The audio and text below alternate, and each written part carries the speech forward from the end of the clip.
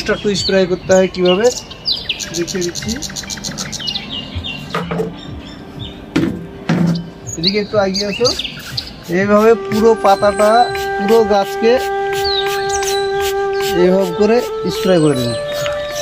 আসসালামু আলাইকুম বন্ধুরা, এই মালটা কমলা গাছে এই ডিসেম্বর মাসের আজ শেষ দিন। আজ আমি 31 তারিখে আপনাদের ভিডিও করে দেখাচ্ছি এই মালটা কমলা গাছে ফুল ফল আনতে কি করতে হয়। তো দেখুন, আজকে আমি 31 তারিখে স্টার্টিং করছি ভিডিওটা। তো আমি প্রথমত মালটা কমলা গাছে এতদিন যা দিয়েছেন, এখন গাছকে জল কম দিতে হবে, আপনাদের সব দেখিয়ে দিচ্ছি। তো তার আগে এই যে এই বুস্টার টু, এটা কিভাবে ইউজ করতে হয় সেটাই বলছি। এই বুস্টার টু এই আপনাদের সামনে দেখিয়ে দিচ্ছি। এই বুস্টার টু সাংঘাতিক ফুল ফল নিয়ে আসতে পারে। তো এই 1 লিটার জল এটা আমি ভরে রেখেছি। 1 লিটার জলে এই 1 ফোঁটার থেকে বেশি যাতে না হয়, এই 1 ফোঁটা দিলাম। এবার লিটার জল লাগবে, পানি লাগবে আপনাদের, তো ফোঁটাই দিবেন, তার বেশি দিবেন না, নাহলে গাছের আবার ক্ষতি হয়ে যাবে। তাহলে এই যে এইটা আমি বুস্টার টু দিয়ে দিলাম। এবার তার আগে আমি বলে দিই, এই বুস্টার টুটা আজকে আমি 31 তারিখে দিচ্ছি, ডিসেম্বর মাসের 31 তারিখে দিচ্ছি। তাহলে জানুয়ারি মাস সামনেই পড়ছে, জানুয়ারি মাসের শেষের দিকে ফুল আসতে লাগবে সব মালটা কমলা গাছে। তো শুধু বুস্টার টু দিলে হবে না, গাছকে এখন ভালো সুস্থ করে রাখতে হবে। তার জন্যে আপনারা এই অ্যামিস্টার টপ, এটা অ্যামিস্টার টপ কিংবা সাপ কিংবা ব্লাইটাক্স কপার, এই ফাঙ্গিসাইডগুলোর মধ্যে যে কোনো একটি বুস্টার টু আজকে 31 তারিখে দিলাম, তার 5 দিন পরে এইটা দিয়ে দিলেন। এইটা 1 লিটার জলে 1 ml, আর ব্লাইটাক্স কপার, সাপ ফাঙ্গিসাইড এগুলো দিলে পারে 1 লিটার জলে 2 গ্রাম। তার 5 দিন পরে আপনাদের একটা কীটনাশক দিতে হবে,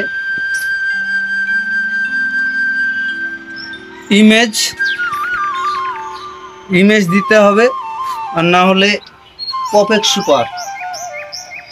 সুপার 5 দিন পর আবার। তারপরে দিন 15 থেকে 20 দিন পরে বুস্টার টু আবার যেভাবে দেখালাম সেভাবে আবার আরেকবার ইউজ করতে হবে, এই যে বুস্টার টু। তাহলে এইভাবে আমাদের এই মাসটা চলতে থাকবে। তারপরে ফুল যখন চলে আসবে তখন আর কোনো কিছু দেওয়া চলবে না। তখন ফুলের যখন কেবল গুটি আসবে তখন লাস্ট একবার কীটনাশক আর ফাঙ্গিসাইড স্প্রে করে দেবেন কেবল। আর ফুল ফুটে গেলে আর কোনো কিছু দেওয়া চলবে না, নাহলে মৌমাছিগুলো আসবে না গন্ধতে, কিংবা ফুলের পরাগমন হবে না।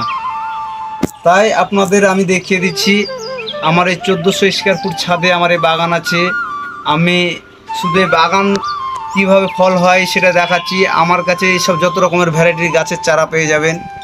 হ্যাঁ, এই চারাগুলো আপনারা আমার স্ক্রিনে দেওয়া নাম্বারে যোগাযোগ করবেন, তাহলে আমি দিয়ে দিতে পারবো। দেখলেন আমার বাগানের ভিউটা। আচ্ছা, এগুলো করার সঙ্গে সঙ্গে আপনাদের দেখিয়ে দিই, এই যে মাটিটা, এই যে মাটিতে একটু কোন রস নেই, এই যে ধুলো হয়ে যাচ্ছে, এরকম রস মাটি একবারে ড্রাই হয়ে যাবে, একবারে শুকিয়ে যাবে। গাছের পাতাগুলো এই যে এরকম ঝিমিয়ে যাবে। তারপরে তো হালকা পরিমাণে একটু জল দিবেন, তার বেশি কিছু না। এইটা এইভাবে পরিচর্যা করলে পারি গাছে অনেক ফুল ফল পেয়ে যাবেন। আর ফুল আসার পরে আপনাদের নেক্সট ভিডিও আবার দেখিয়ে দিব।